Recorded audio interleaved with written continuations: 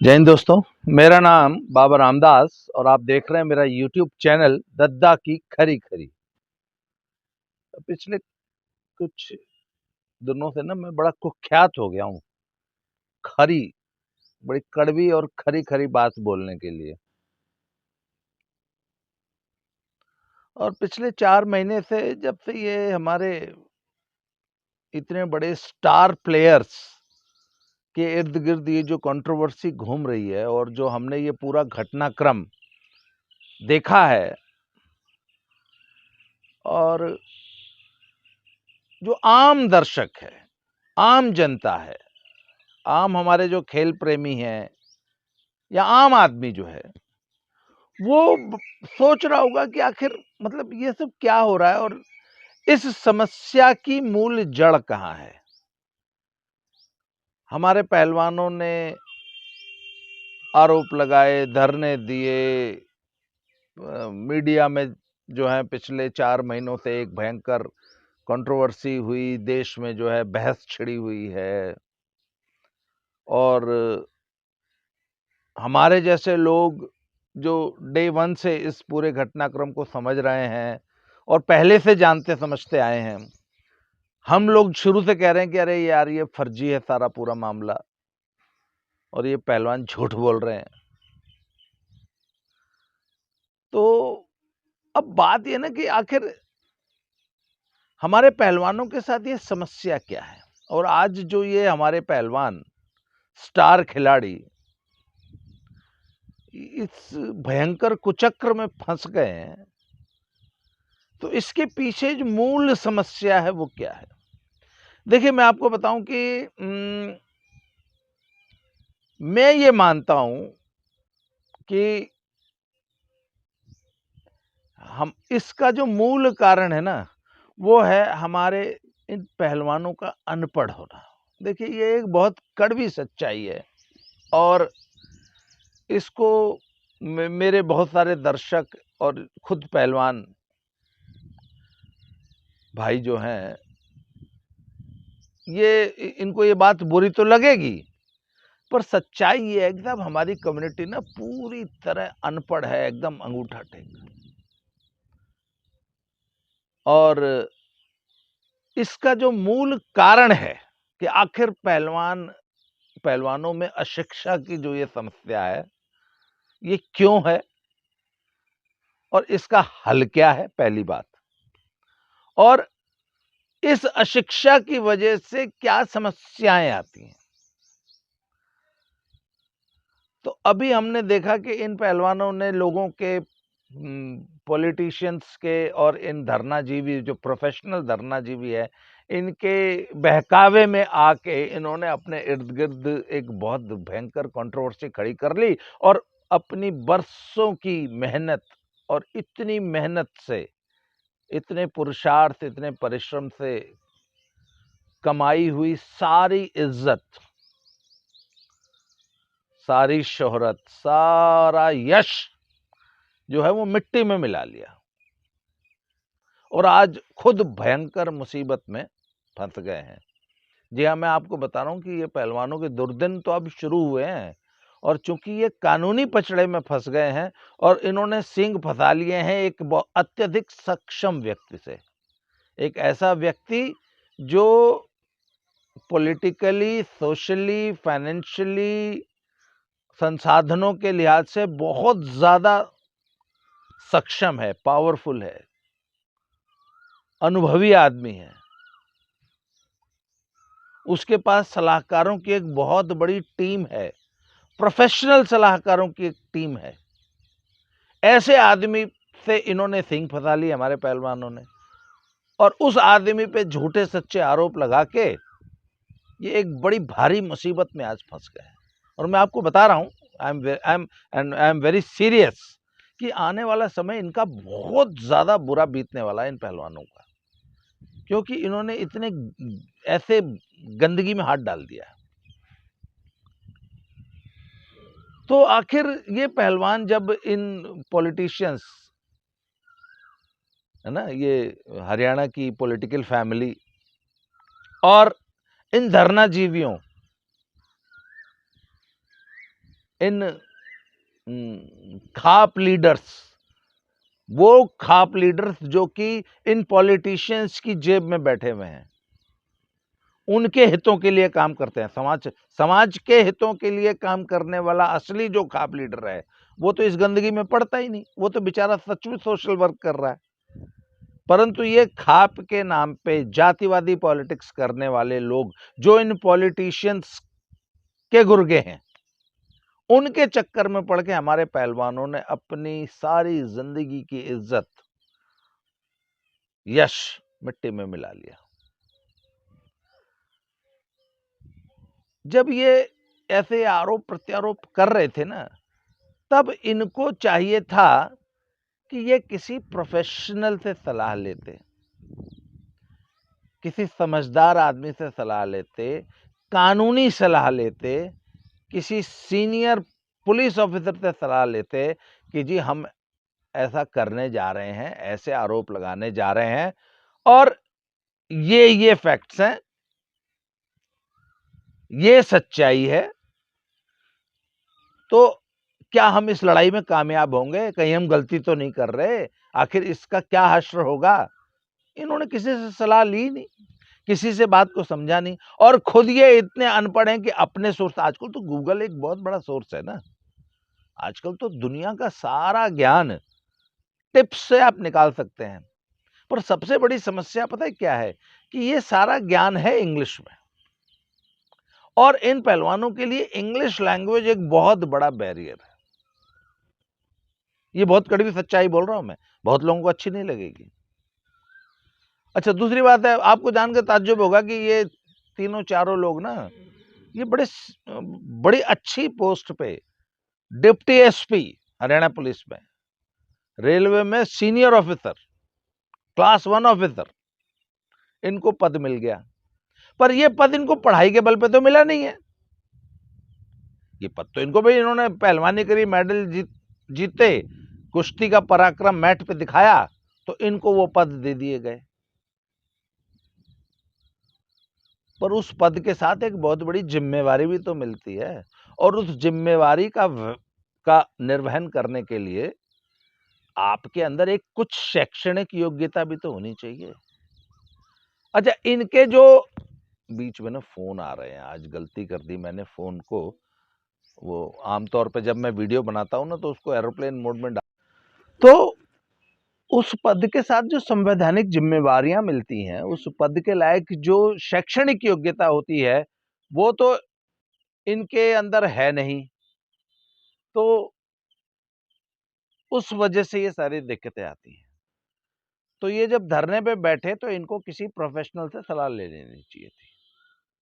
अब ये जो ये पहलवान है, इनमें से एक या दो लोग जो हैं, ये हरियाणा पुलिस में डिप्टी एसपी हैं। आपको मालूम है, डिप्टी एसपी का पद अगर शिक्षा के बल पे हासिल करना हो, डायरेक्ट डिप्टी एसपी की भर्ती, तो उसके लिए एक बहुत ही बड़ा एग्जाम पास करना पड़ता है। और मैंने स्टूडेंट्स को देखा है, सारी जिंदगी पढ़ते हैं, तब जाके भी बड़ी मुश्किल से वो एग्जाम पास होता है ना। प्रशासनिक सेवा का, प्रोविंशियल सिविल सर्विसेज, पीसीएस का एग्जाम होता है, तब जाके डिप्टी एसपी का पद मिलता है डायरेक्ट। इनको पहलवानी के बल पे सरकारों ने देना शुरू कर दिया। तो सरकार को ये भी चाहिए था कि भैया इतने इंपॉर्टेंट पद पे इनको बिठा रहे हैं, तो इनको थोड़ा सा एक्स्ट्रा, थोड़ी सी पढ़ाई करवा देते साइड में, या इनको कोई समझदार, कोई सलाहकार इनका होता, तो उनको बोल देता कि अब ठीक है, अभी ये पद मिल गया तो एक आध साल ट्यूशन लगवा लो, 2 साल थोड़ी सी पढ़ाई कर लो, जिससे इस नौकरी, भाई जब पहलवानी छोड़ दोगे तो आखिर ये नौकरी करनी पड़ेगी ना, और समाज में इस नौकरी को कैरी करना पड़ेगा। इस नौकरी के साथ जो ना the virtues of this rank, वो तो कैरी करनी पड़ेंगे ना। इस नौकरी का एक बोझ होगा तुम्हारे कंधे पे, उसके लायक तो खुद को बना लो। तो इनको चाहिए था कि ये थोड़ी सी प्राइवेट पढ़ाई करके, कोचिंग्स लेके, किसी अच्छे किसी पढ़े लिखे व्यक्ति से, किसी गुरु से 1 आध 2 साल थोड़ा-सा भी पढ़ लेते, अगर थोड़ा भी पढ़ लेते, तो कुछ समझने लायक हो जाते हैं। देखिए, हमारे पहलवानों की जो सबसे बड़ी समस्या, अच्छा, ये समस्या अन्य खिलाड़ियों में नहीं आती, ये सिर्फ और सिर्फ रेसलिंग में है। तो मेरे आम दर्शक ये सोच रहे होंगे कि आखिर सिर्फ पहलवानों में ही अनपढ़ होने की समस्या क्यों होती है? देखिए, इसका कारण है ना कि हमारे रेसलिंग में, पूरी स्पोर्ट्स फ्रेटर्निटी में एक रेसलिंग ही ऐसा गेम है जिसमें अखाड़ा कल्चर है, और आम तौर पे ज्यादातर बच्चे जो हैं बहुत छोटी उम्र में, मतलब 8, 10, 12 साल, 14 साल की उम्र में ही अखाड़ों में भेज दिए जाते हैं। तब तक उनकी बेसिक एलिमेंट्री एजुकेशन भी नहीं हुई होती। मतलब अगर आप इन जितने भी ये बड़े पहलवान हैं, सीनियर पहलवान हैं, इनकी अगर आप बायोग्राफी पढ़ें, इनसे पूछें, तो ये बताएंगे जी मैं 8 साल का था जब पहलवानी करने लग गया था, जब मैं 10 साल का था जब मुझे अखाड़े में भेज दिया था। और हमारे अखाड़ों में पढ़ाई लिखाई का कोई कल्चर है ही नहीं। सुबह 5 बजे चलो जी प्रैक्टिस पे लगा दिया, उसके बाद 7-8 बजे खाली हो गए, नहाया खाया सो गए, सारा दिन आग ही कर ली, ताश खेल लिया, शाम को फिर प्रैक्टिस कर ली, कहीं स्कूल में एडमिशन दिखा दिया, वहीं से 10वीं 12वीं बीए। और आपको मालूम है हमारे देश में 10वीं 12वीं बीए कैसे हो जाती है? सब कुछ प्रॉक्सी चलता है, एग्जाम्स पास हो जाते हैं, दुनिया भर के तरीके हैं एग्जाम्स पास करने के, डिग्री लेने के। तो ये पहलवान हमारे डिग्रीज ले लेते हैं, पर इनको एक्चुअल नॉलेज तो बिल्कुल होता नहीं, बिल्कुल भी पढ़ाई लिखाई के नाम पे ये एकदम नीले अनपढ़ होते हैं। अच्छा, उसी में कुछ एक आध पढ़ा लिखा मिल जाता है, वो इसलिए होता है क्योंकि उसने 10वीं तक अपने घर में, या वो 10वीं तक स्कूल एजुकेशन का, स्कूल सिस्टम का हिस्सा जो रहा है। तो जो थोड़ा सा बचपन में पढ़ गया, कम से कम जिसने 8वीं या 10वीं कायदे से पढ़ ली, मतलब अगर 10वीं, अगर आपने, मैं ये मानता हूं कि अगर सीबीएसई का कोई स्टूडेंट है जिसने 8वीं या 10वीं तक भी पढ़ाई की और 60, 65, 70% नंबर लिए हैं, फिर वो सारी जिंदगी एकेडमिक रूप से अनपढ़ नहीं रह जाता, मार नहीं खाता। इनकी प्रॉब्लम ये है कि बहुत सारे तो इनमें स्कूल ही नहीं गए कभी जिंदगी में, या बहुत आता तो इनको बस हिंदी थोड़ी बहुत पढ़नी होती है, और आजकल फोन, स्मार्टफोन की वजह से थोड़ी बहुत बेसिक इंग्लिश थोड़ी बहुत पढ़नी आ जाती है। मतलब ये इतना पढ़ लेते हैं कि बस कहां से कहां जा रही है, इतना पढ़ लिया।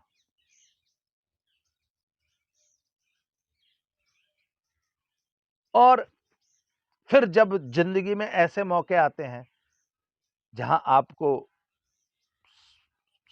शैक्षणिक योग्यता की जरूरत होती है, तो भैया तुम आज जंतर मंतर पे बैठे थे, धरना दे रहे थे, इतना बड़ा एजुटेशन तुमने देश में खड़ा किया, एक आदमी पे इतने बड़े आरोप लगाए और उसको तुरंत जो है गिरफ्तारी और तुरंत जो है सजा और त्वरित न्याय की मांग कर रहे हो।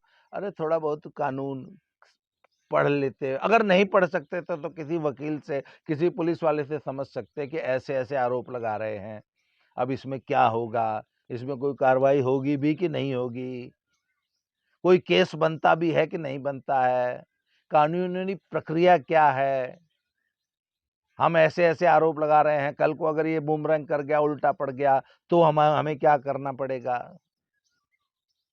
मतलब इनको कुछ पता ही नहीं था।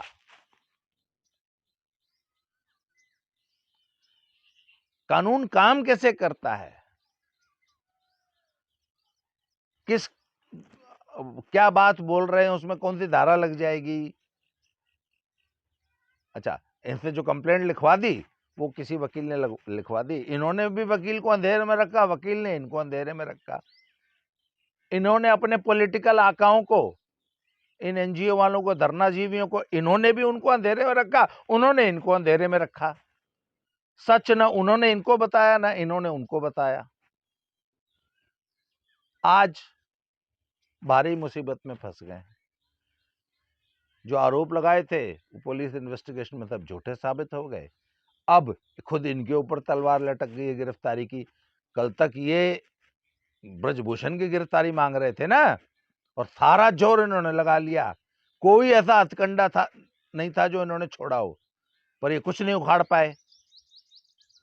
और इस पूरी प्रक्रिया में खुद अपने खिलाफ 1000 सबूत ब्रजभूषण सिंह को दे दिए, सिस्टम को दे दिए, कानून को दे दिए, दिल्ली पुलिस को दे दिए, खुद फंसने का पूरा इंतजाम खुद कर लिया, अपने लिए गड्ढा खुद खोद लिया जिसमें गिर गए। आज ये स्थिति है कि दिल्ली पुलिस के पास पुख्ता सबूत हैं इन सब को 10 साल तक जेल में रख देने के लिए, सड़ा देने के लिए। और ये खुद दिल्ली हरियाणा पुलिस में डिप्टी एसपी हैं, डिप्टी एसपी। कल को प्रमोशन हो गया, एसपी बन जाएंगे, सुपरिटेंडेंट ऑफ पुलिस। और खुद की कानून की नॉलेज इतनी भी नहीं है, एबीसी भी नहीं जानते। और कल को एसपी बनने की तैयारी है इनकी। कल को ये भी झगड़ा करेंगे कि हमको एसपी क्यों नहीं बना रहे, अब तक प्रमोशन मांगेंगे ये। मैं बताऊं, पंजाब में एक बहुत सीनियर पहलवान हुए हैं और पंजाब पुलिस में बहुत सीनियर रैंक तक भी पहुंचे। तो उनकी जिंदगी में सारी जिंदगी एक ही मलाल रहा कि यार मुझे कभी भी जिले का चार्ज नहीं दिया। और उनके कुछ पॉलिटिकल अप्रोच भी थी, तो उन्होंने बहुत कोशिश करी कि उनको किसी जिले का एसएसपी लगा दिया जाए। तो जो पॉलिटिकल एस्टैब्लिशमेंट था ना, मुख्यमंत्री कार्यालय से उनको ये समझाया गया कि बेटा तुम्हारे बस का नहीं है, तुम एकदम अनपढ़ हो, और जिला चलाना, डिस्ट्रिक्ट पुलिस चीफ, एसएसपी, पूरे जिले का लॉ एंड ऑर्डर और वो कानून का ज्ञाता होना चाहिए। तो बेटा तुम्हारे बस का नहीं है। तो उनको सारी जिंदगी बेचारों को साइड लूप लाइन में ना, हमारे जितने भी ज्यादातर स्पेशली ये रेसलर्स जो हैं, जिन्होंने पुलिस की जॉब्स की हैं, कभी भी इनको जिम्मेवार पद नहीं मिले। हाँ, एक व्यक्ति को कल मैंने देखा, कल मैं एक वीडियो देख रहा था, तो अनुज चौधरी है, वो सीओ सिटी है, आई थिंक मुरादाबाद या रामपुर के। कल ही मैं उनका एक वीडियो दे रहा था, वो बहस कर रहे थे आजम खान के साथ। और मैं अनुज चौधरी को तो पिछले 20 साल से जानता हूं। He was very sharp, he is very sharp, he was an outstanding wrestler, और एकेडमिक रूप से भी ही वॉज एक्सट्रीमली ब्रिलियंट। तभी उसको योगी राज में मतलब सीओ सिटी का चार्ज मिलना बहुत बड़ी बात होती है। मतलब बहुत जो जो पीसीएस के जो टॉपर्स होते हैं ना, उनको सीओ सिटी लगाया जाता है। तो एक पहलवान अगर सीओ सिटी की तरह काम कर रहा है तो ये एक बहुत बड़ी अचीवमेंट है। तो आपके लिए अनुज चौधरी जैसे भी तो एग्जाम्पल्स हैं ना। तो भैया ये जितने भी लोग अपने बच्चों को पहलवानी करा रहे हैं, जितने कोचेस अखाड़े चला रहे हैं, मैं सबसे हमेशा एक ही बात कहता हूं कि अपने अखाड़ों में इन बच्चों की पढ़ाई का इंतजाम करो। अपने बच्चों को सीबीएसई से कम 10th तक बहुत कायदे से पढ़ाओ। सुबह शाम, अगर जो छोटा बच्चा होता है ना, 8-10 साल का, 12 साल का, उसकी 1 घंटे की पहलवानी बहुत होती है। उसको कोई स्पेसिफिक लोड मत दो और उनको थोड़ा बेसिक्स करा के 1 घंटा सुबह, और फिर पढ़ाओ लिखाओ उनको, स्कूल भेजो प्रॉपर। अगर आपके अखाड़े में भी रहते हैं तो सबसे पहले उनकी पढ़ाई का इंतजाम करो। जब वो 12, 14, 15 साल के हो जाएंगे तब कराते रहना पहलवानी 8-8 घंटे रोज, पर उनको 10वीं तक तो पढ़ाई करा दो प्रॉपर, जिसे जिसे एजुकेशन बोलते हैं। जब ये सुशील कुमार का ये प्रकरण हुआ ना, और जब वो जेल चले गए, तो डिस्कवरी चैनल ने एक बहुत शानदार डॉक्यूमेंट्री बनाई है। मैं कोशिश करके उसका लिंक भी आपको दूंगा, आप अदरवाइज आप सर्च करेंगे तो सुशील कुमार की वो डॉक्यूमेंट्री डिस्कवरी चैनल पे मिल जाएगी। उनका अलग ओटीटी प्लेटफॉर्म है उस पे वो है। उसमें भी उन्होंने एक एक्सपर्ट पैनल आके उन्होंने मुझसे भी इंटरव्यूज लिए थे, तो मैंने ये भी तब भी यही कहा था, वो थी कि हमारे पहलवान, हमारे जो स्पोर्ट्समैन हैं, उसमें से बहुत सारे बच्चे क्राइम की तरफ क्यों बढ़ जाते हैं? तो मैंने कहा था जी इसका एकमात्र कारण है अशिक्षा। क्योंकि सफलता का जो पिरामिड है उसमें टॉप पे सिर्फ एक सीट होती है। मैंने उसमें ये कहा था कि मैंने मान लीजिए आपके बच्चे इंजीनियरिंग की तैयारी कर रहे हैं, तो भैया 50,000 से 1,00,000 बच्चा हर साल इंजीनियर बनने का स्कोप होता है ना। 1,00,000 सीटें हैं सभी प्राइवेट और सरकारी और टॉप के आईआईटीज की मिला के। उसी तरह अगर आपका बच्चा डॉक्टर बनना चाहता है तो 1,00,000 बच्चा हर साल डॉक्टर बनने के लिए मेडिकल कॉलेज में एडमिशन ले सकता है, सरकारी प्राइवेट मिला के। पर नेशनल चैंपियन तो पूरे देश में सिर्फ एक ही होता है ना। तो जहां प्रोबेबिलिटी इंजीनियर और डॉक्टर बनने की इस देश में 1,00,000 है, वहां स्पोर्ट्स में नेशनल चैंपियन बनने की इट इज 1,00,000:1। अगर 1,00,000 बच्चा डॉक्टर बनेगा तो एक बच्चा नेशनल चैंपियन बनेगा। और ओलंपिक चैंपियन बनने के लिए तो 8 बिलियन लोगों में एक होगा ना, वो भी 4 साल में। क्योंकि ओलंपिक का साइकिल, एशियन गेम्स का साइकिल तो 4 साल का है ना। तो 8 बिलियन लोगों को 4 साल बाद मौका मिलेगा, और 8 बिलियन मल्टीप्लाइड बाय 4 इयर्स, एक आदमी ओलंपिक चैंपियन बनेगा। इतने सालों में 4,00,000 डॉक्टर्स और इंजीनियर्स तो सिर्फ इंडिया में बन जाएंगे। तो नेशनल चैंपियन या ओलंपिक चैंपियन बनने की संभावना, प्रोबेबिलिटी कितनी कम है डॉक्टर या इंजीनियर बनने की तुलना में। तो पूरे देश में किसी एक वजन वर्ग में सिर्फ एक नेशनल चैंपियन तैयार होगा। तो अपना प्लान बी भी तो तैयार रखो कि अगर स्पोर्ट्स में वर्ल्ड चैंपियन, नेशनल चैंपियन नहीं बने तब क्या करेंगे। तो एजुकेशन होगी और हाथ में कोई स्किल, हुनर होगा, तो कम से कम एक वैकल्पिक प्रोफेशन, आजीविका का इंतजाम तो हो जाएगा। इसलिए स्किल डेवलपमेंट और एजुकेशन बहुत जरूरी है, पहली बात। और मान लीजिए आप वर्ल्ड चैंपियन, नेशनल चैंपियन हो गए, तब भी तो एजुकेशन चाहिए होगी कि one day you have to retire from sports. तो उस दिन तो जिस डिपार्टमेंट में तुमको नौकरी मिली है वो नौकरी करनी पड़ती है ना, फिर सारी जिंदगी जलील होना पड़ता है। मैं ऐसे ऐसे स्पोर्ट्स डायरेक्टर्स को जानता हूं हरियाणा के एजुकेशन डिपार्टमेंट में, जो बहुत मुश्किल से सिग्नेचर कर पाते थे। मतलब सिग्नेचर करने में 1 मिनट लेते थे। मैं ऐसे ऐसे खेल अधिकारियों को जानता हूं।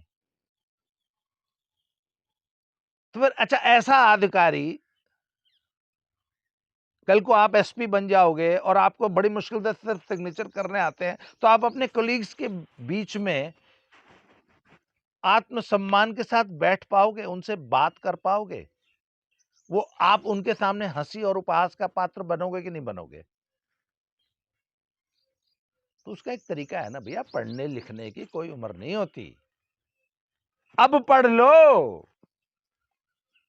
अगर मेहनत से रोज, जब 8 घंटा रोज मैट पे हाड़ तोड़ मेहनत कर सकते हो, तो 1 घंटा रोज पढ़ भी लो भाई। ट्यूशन लगा लो यार। हर गली मोहल्ले में आजकल पढ़ाने वाले मिलते हैं। 5वीं क्लास की पढ़ाई शुरू कर दो, ट्यूशन लगा लो। साल 2 साल में ठीक ठाक पढ़े लिखे हो जाओगे।